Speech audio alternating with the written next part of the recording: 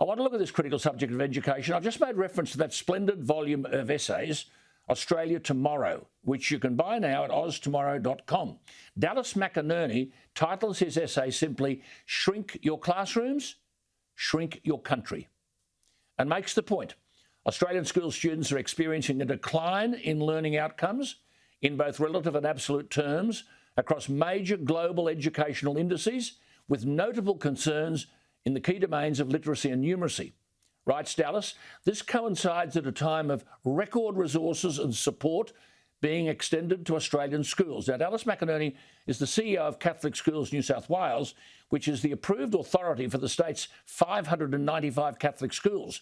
He's a director of the New South Wales Education Standards Authority, previously known as the Board of Studies. As I said, he asks what is going on.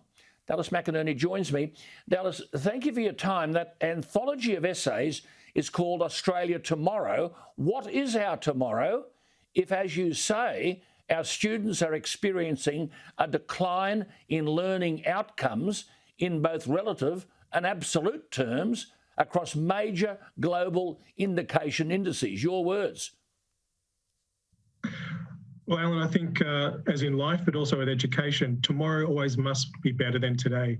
And what we do know today is that the learning outcomes from Australian children, school children, are falling both in relative and absolute terms. Now, that should send alarm bells across not only through the families, but also generally business elsewhere and right throughout government.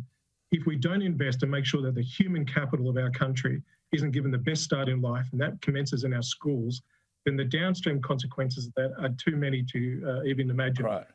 So we've got to put all the attention into the schools. Yes. Something needs to change. The data is showing us that. And if the first part of the challenge is to acknowledge the problem. Right. Now, but Dallas, I've made this point many times. If I was coaching a rugby team and someone said, Jones can't coach, you could say, well, look, go to Concord Oval, watch him and make up your own mind. But in the confines of that classroom, no one, parents, there used to be school inspectors, no one can see what's going on. How do we arrest the decline? But more importantly, how much time do we have as the world moves to overtake us? Well, so what are the root causes of the problems that we're seeing before us? It's not for a want of resources because, as we know, there's record levels of expenditure and support going to Australian schools. So we don't have to worry about that. Then is it the approach to teaching, is the pedagogical approach. And what I try to say in the essay is put a question mark over an approach to teaching and learning which privileges the attainment of skills at the expense of knowledge. And they shouldn't be one or the other, but too often at the moment, the approach in too many educational settings is skills is the pursuit of skills is an end to itself. And right. What's lacking is a content-rich, knowledge-rich curriculum. And yes, we're a bit of an international outlier on this.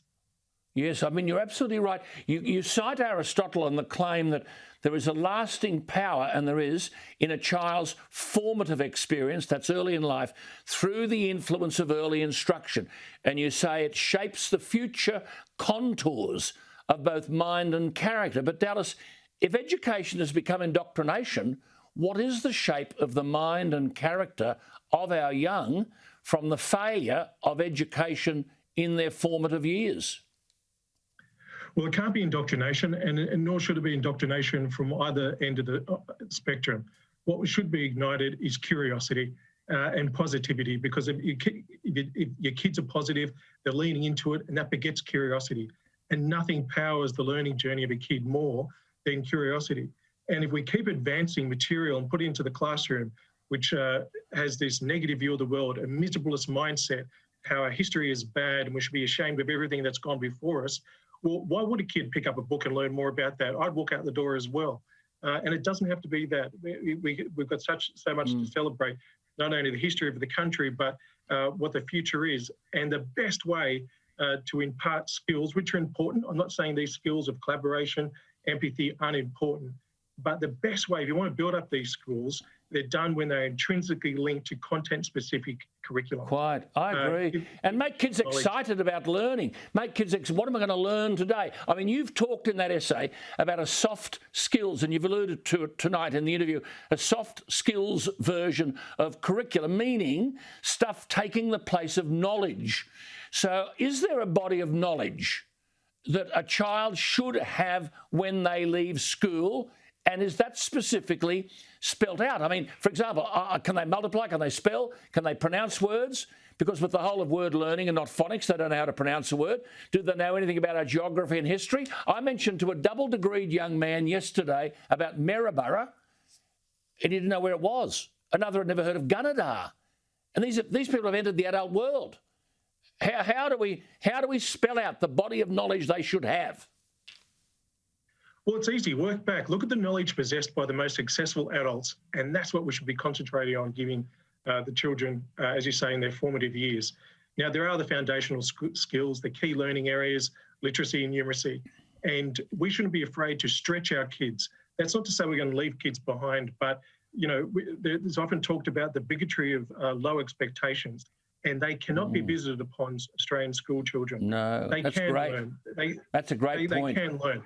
That's a great point. So you say in this essay, if there's a course, which there is, society and culture, you say, shouldn't children learn, your words, Dallas McInerney's words, shouldn't they learn the liberating and enriching power of capitalism, its role in unprecedented wealth creation, its partnership with democracy against autocracy, and the emancipation of women? But of course, that stuff is not taught.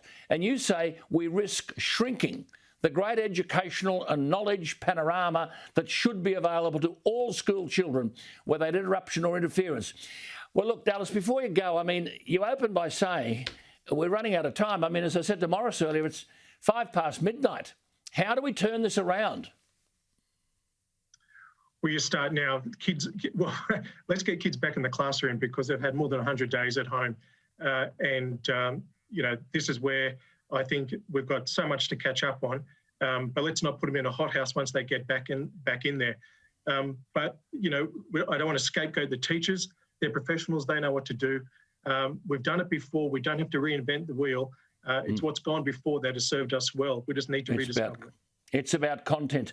Thank you, Dallas, for your time. Now, Dallas McInerney is in that book, a magnificent essay, which John Howard, in his foreword, commended, because it starts in schools, doesn't it? It's oztomorrow.com, and there are so many policy standpoints there in all those essays as to where Australia should be going and how it should get there. Dallas McInerney is the CEO of Catholic Schools New South Wales. We thank him for your